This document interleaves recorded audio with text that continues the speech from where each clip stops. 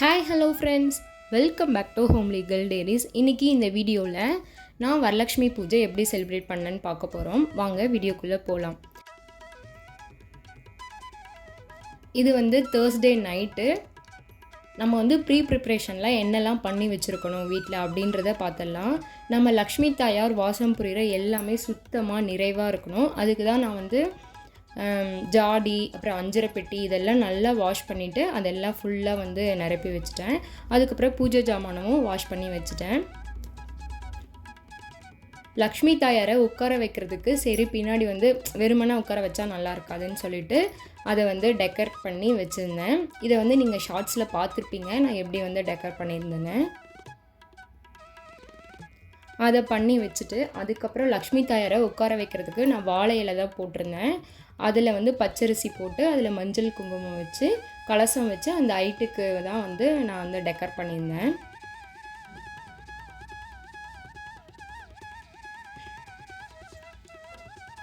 இந்த ஒர்க்லாம் முடித்ததுக்கப்புறம் நம்ம வாஷ் பண்ணி வச்சுருந்த பூஜை ஜாமானம் எல்லாம் ட்ரை ஆயிடுச்சு. அப்படி ட்ரை ஆகலைனாலும் நம்ம அதுக்குன்னு ஒரு டவல் வச்சு தொடச்சிட்டு அதுக்கப்புறம் மஞ்சள் குங்குமம் வச்சுக்கலாம்.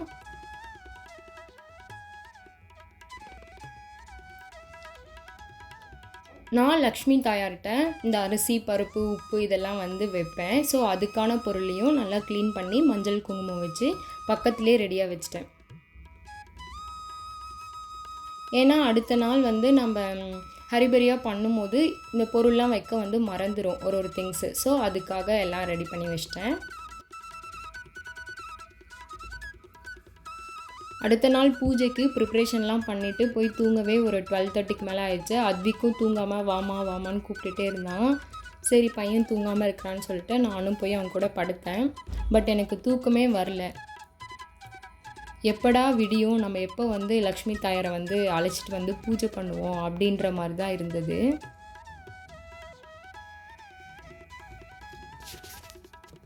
இந்த வருஷம்தான் அவ்வளோ ஒரு ஹாப்பியாக அப்படியே ரொம்ப இன்ட்ரெஸ்டிங்காக நான் பண்ணிகிட்ருந்தேன்.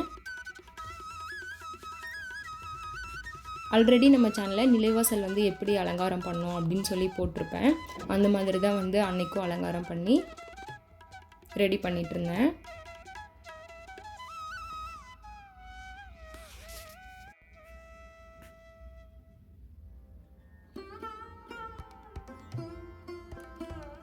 இந்த மாதிரி நிலைவாசலில் மஞ்சள் குங்குமம் வச்சு பார்க்கும்போது எனக்கு ரொம்ப பிடிக்கும். நான் ரொம்ப இன்ட்ரெஸ்டிங்காக பண்ணுற ஒர்க்னால் இந்த நிலைவாசல் அலங்காரம் எனக்கு பண்ணுறது ரொம்ப ரொம்ப ரொம்ப இன்ட்ரெஸ்ட்டாக இருக்கும். அந்த இடத்துல அதெல்லாம் பண்ணி முடிச்சுட்டு கோலம் போட்டு பூவெல்லாம் வச்சு பார்க்கும்போது அப்படி இருக்கும். வீடே மங்களகரமாக மாறுறதை நான் கண்ணெதிர பார்த்துருக்கேன். ஆல்ரெடி நிலைவாசல் எப்படி அலங்காரம் பண்ணோம் அப்படின்னு சொல்லிட்டு நம்ம சேனலில் வீடியோ இருக்குது. அந்த மாதிரி தான் அன்றைக்கும் அலங்காரம் பண்ணியிருந்தேன். பார்க்காதவங்க அந்த வீடியோவை பார்த்துக்கோங்க. அன்றைக்கி பூஜை ஜாமானை வாங்கும்போது லக்ஷ்மி தாயாரோட பாதம் என் கண்ணில் பட்டுச்சு. ஸோ வாங்காமல் விடுவேனா வாங்கிட்டேன். செவ்வாய் வெள்ளி இந்த மாதிரி ஸ்பெஷல் டேலாம் வரும்போது லக்ஷ்மி தாயாரோட பாதம் போட்டு நம்ம சாமி கும்பிட்றது ரொம்பவே நல்லது வீட்டுக்கு. அதெல்லாம் போட்டு கோலம் அன்னைக்கு இதுதான் போட்டிருந்தேன். கோலம் போட்டு பூவெல்லாம் வச்சு பார்க்கும்போது பாருங்களேன் எப்படி இருக்குன்னு வீடே.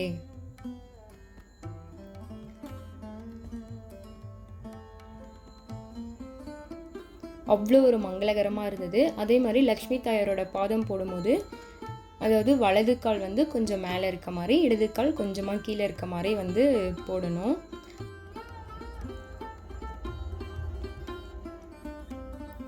வெளியே நிலைவாசல் வேலையெல்லாம் முடிச்சுட்டு அதுக்கப்புறம் கலசம் ரெடி பண்ணிட்டு இருந்தேன். கலசத்தில் வைக்கிறதுக்காக வெத்தலை எடுத்திருந்தேன், 5 வெத்தலை. அதுக்கு மஞ்சள் குங்குமம் வச்சு அதுக்கப்புறம் தேங்காய்க்கும் நல்ல மஞ்சள் குங்குமம் வச்சு அதுக்கப்புறம் தான் கலசம் ரெடி பண்ணியிருந்தேன். கலசத்தில் உள்ளே குடத்தில் பச்சரிசி நிரப்பி அதில் வாசனையான பொருட்கள் 5, 7 இந்த மாதிரி போடலாம். அது கூடவே சில்வர் காயின், கோல்டு காயின் இதெல்லாம் போட்டுக்கலாம். நான் அன்றைக்கி என்கிட்ட ஒரு சின்னதாக கோல்டு காயினும் சில்வரும் இருந்தது, அதுவும் உள்ளே போட்டிருந்தேன்.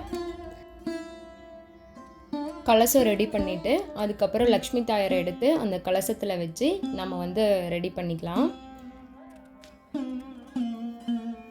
வெளியிலேருந்து லக்ஷ்மி தாயாரை அழைக்கிறதுக்காக நான் அடியில் வந்து அதுலேயும் ஒரு தட்டு வச்சு அதில் வந்து பச்சரிசி போட்டு அதில் வந்து உட்கார வச்சுட்டேன். ஏன்னா எடுத்துகிட்டு வர்றதுக்கு ஈஸியாக இருக்கும்.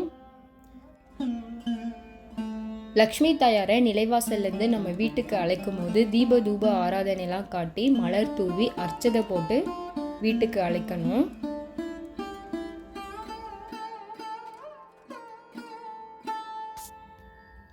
காலையில் எந்திரிச்சதுலேருந்தே வரலட்சுமி பாட்டு வந்து வீட்டில் போட்டு விட்டுட்டு தான் நான் எல்லா வேலையுமே பண்ணிகிட்டு இருந்தேன். அழைக்கும் போதும் நல்லா லக்ஷ்மி பாட்டு போட்டு விட்டுட்டு அதுக்கப்புறம் நான் வந்து வீட்டுக்கு வந்து வரலட்சுமி தாயாரை வீட்டுக்கு அழைச்சிருந்தேன்.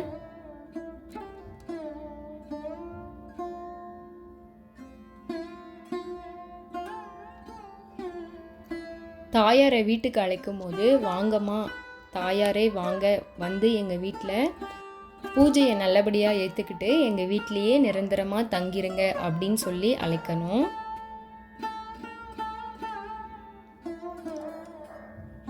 அன்னைக்கு அர்ச்சதை எப்படி ரெடி பண்ணியிருந்தேன்னா பச்சரிசியில் மஞ்சள் போட்டு அது கூடவே நெய் கலந்து ரெடி பண்ணியிருந்தேன். அர்ச்சதை போட்டு மலர் தூவி வீட்டுக்கு அழைச்சிருந்தேன்.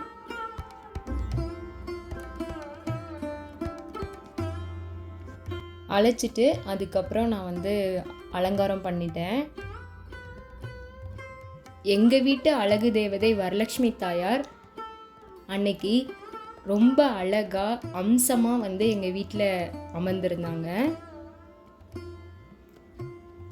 இந்த அழகை பார்க்குறதுக்கு 2 கண் பத்தாது, அந்த அளவுக்கு கொள்ளை அழகோடு இருந்தாங்க.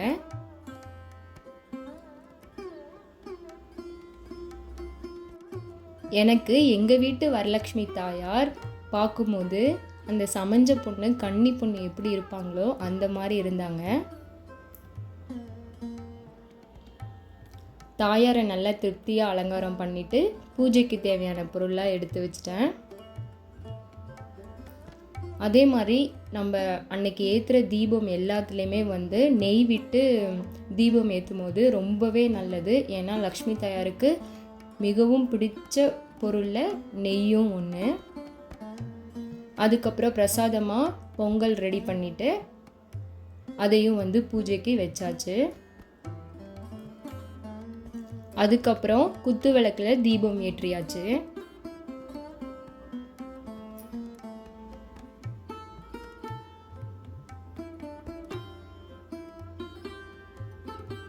அதுக்கப்புறம் நம்ம காமாட்சி விளக்குலையும் தீபம் ஏற்றி அந்த தீப ஒளியில் லக்ஷ்மி தாயார் இன்னும் கூடுதல் அழகாக மாறிட்டாங்க. தீபம்லாம் ஏற்றிட்டு அதுக்கப்புறம் பிரசாதத்தை அப்படியே சுட சுட ஆவி பறக்க சாமிக்கு வைக்கணும். அந்த சூடாக இருக்கிற அந்த ஆவியில் தான் வந்து நம்ம தாயார் வந்து நம்ம பிரசாதத்தை ஏற்றுப்பாங்க.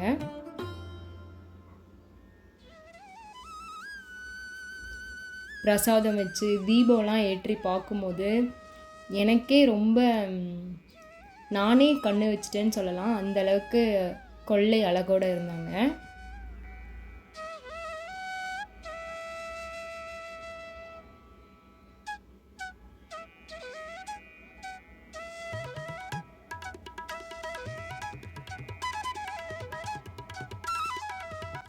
அதுக்கப்புறம் நம்ம தாயாருக்கு தூப ஆராதனை அதுக்கு ரெடி பண்ணிட்டு இருந்தேன்.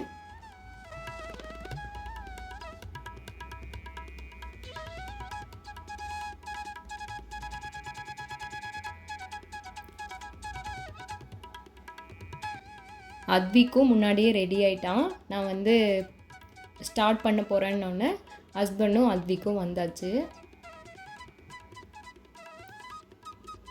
வரலட்சுமி பூஜை போது அத்விக்கு என் ஹஸ்பண்ட் 2 பேர்த்துக்குமே லீவு.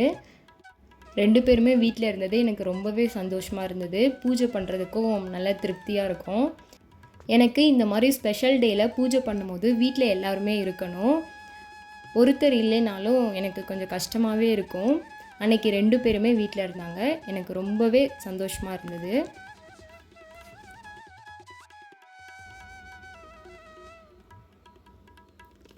லக்ஷ்மி தாயாரை நல்லா வேண்டிக்கிட்டு தூப ஆராதனை வந்து காட்டிகிட்டு இருந்தேன்.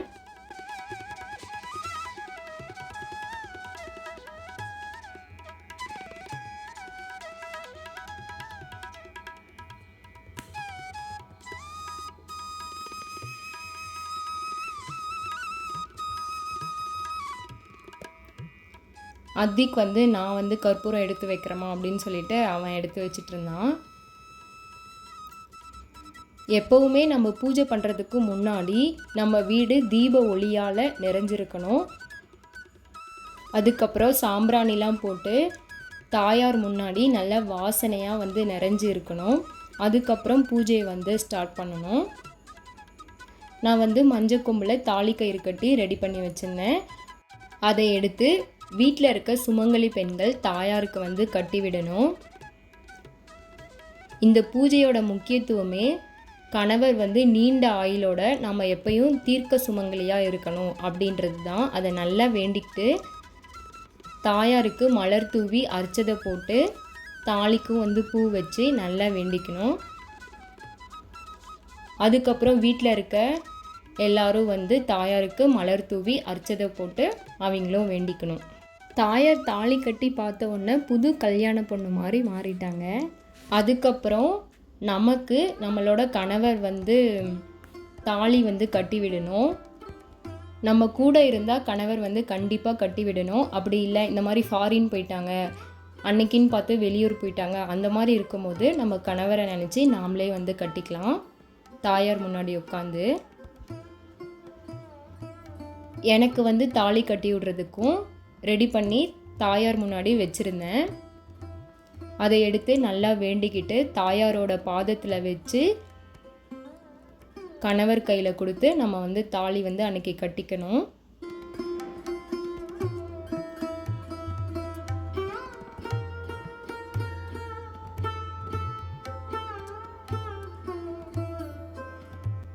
அத்விக் வந்து அதை அப்படியே மெய்மறந்து பார்த்துட்டு இருந்தான். எனக்கே இப்போ வீடியோவில் பார்க்கும்போது தான் தெரிஞ்சது. அதுக்கப்புறம் கணவர் கையில் குங்குமமும் வச்சுக்கணும், வகுடுலையும் தாலிலையும்.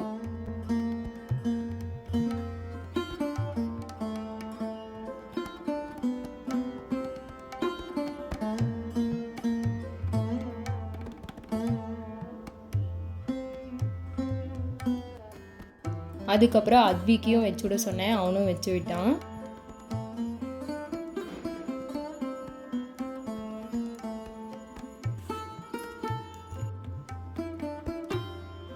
தாலி கட்டிக்கிட்டு குங்குமம் எல்லாம் வகுடில் வச்சுட்டு அதுக்கப்புறம் நம்ம தீப ஆராதனையை வந்து காட்டிடலாம்.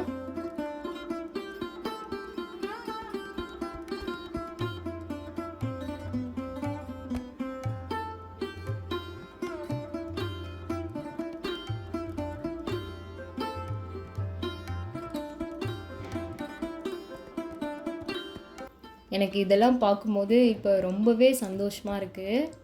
அன்றைக்கி அதை விட மன திருப்தியாக மன மகிழ்ச்சியாக இருந்தது.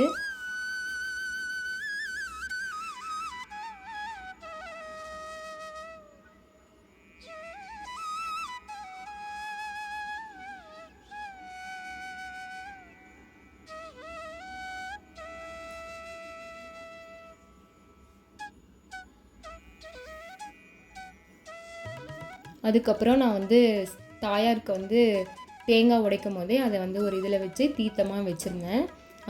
3 தடவை எடுத்து இது பண்ணிவிட்டு அதுக்கப்புறம் நம்ம வீட்டில் இருக்கவங்களுக்கெல்லாம் வந்து தீர்த்தம் வந்து கொடுக்கணும்.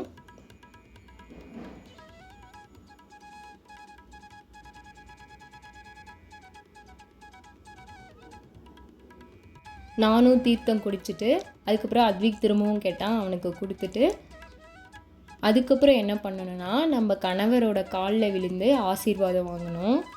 காலில் விழுந்ததும் ஹஸ்பண்ட் வந்து காசு கொடுக்கணும். இந்த இடத்துல அத்விக்குக்கும் என் ஹஸ்பண்ட்க்கும் ஒரு பெரிய தேங்க்ஸ் வந்து சொல்லிக்கிறேன். அத்விக் வந்து நான் பூஜை பண்ணும்போது கொஞ்சம் கூட டிஸ்டர்ப் பண்ணவே இல்லை. அதே மாதிரி எனக்கு அப்பப்போ ஹெல்ப் பண்ணிகிட்டு இருந்தான், அதை எடுத்துகிட்டு வருது இதை எடுத்துகிட்டு வருதுன்னு. என் கணவர் வந்து பூஜைக்கு தேவையான எல்லா பொருளும் மனம் கோணாமல் வாங்கி கொடுத்தாங்க. அதுக்கப்புறம் இதெல்லாம் முடிச்சது பிறகு பொறுமையாக நம்ம வந்து கண்ணாடி வந்து வச்சுருப்போம்ல, அதை எடுத்து நம்ம லக்ஷ்மி தாயாருக்கு வந்து காட்டணும். நாம் எப்படி நம்ம எல்லாம் ரெடி ஆகிட்டு நம்ம கண்ணாடிலாம் பார்த்து நம்மளை நம்ம ரசிச்சுப்போம், அந்த மாதிரி தாயார் வந்து கண்ணாடியில் வந்து அவங்க முகத்தை வந்து பார்க்கணும். இது ரொம்பவே நல்லது. ஸோ அதை வந்து நான் பண்ணிகிட்ருந்தேன். இந்த கண்ணாடி வந்து நான் எப்போவுமே தாயார்கிட்ட வச்சுருப்பேன். அந்த கண்ணாடி தான் எடுத்து காட்டியிருந்தேன். அப்படி இல்லைன்னா புதுசாக கூட வாங்கி நம்ம காட்டலாம். அதுக்கப்புறம் என்னென்னா, நம்ம வீட்டுக்கு பக்கத்தில் இருக்க சுமங்கலி வீட்டுக்கு போய் தாயார் அழைச்சி வீட்டில் உட்கார வச்சுருக்கோம், வந்து குங்குமம் எடுத்துக்கோங்க அப்படின்னு சொல்லிட்டு வரணும். சுமங்கலிங்க வீட்டுக்கு வந்ததும் நம்ம தாயாருக்கு மலர் தூவி அர்ச்சதை போட வச்சுட்டு அதுக்கப்புறம் நம்ம குங்குமம் வந்து அவங்களுக்கு கொடுக்கணும். பெரியவங்களாக இருந்தால் நம்ம அவங்க காலில் விழுந்து ஆசீர்வாதம் வாங்கிக்கலாம். அதுக்கப்புறம் நம்ம வகுடிலையும் தாலிலையும் வர சுமங்கலிக்கிட்டலாம் குங்குமம் வச்சுக்கலாம். நம்ம வீட்டுக்கு வந்து சுமங்கலிக்கிட்ட நம்ம ரொம்ப உபசரிப்போடு நடந்துக்கணும். ஏன்னா அவங்க மூலயமா தான் நம்ம தாயார் வந்து நம்ம எப்படி நடந்துக்கிறோம் அப்படின்றத வந்து பார்ப்பாங்க. வந்த சுமங்கலிக்கு நம்ம வந்து தாம்பூல தட்டு கொடுக்கணும். அது என்னென்னலாம் கொடுக்கணும்னு சொல்லிட்டு நான் வந்து ஷார்ட்ஸில் அப்லோட் பண்ணியிருக்கேன், பார்த்துக்கோங்க. அதுக்கப்புறம் கண்டிப்பாக தாம்பூல தட்டு கொடுத்துட்டு பிரசாதம் கொடுக்க மறந்துடக்கூடாது, அதையும் வந்து கொடுக்கணும்.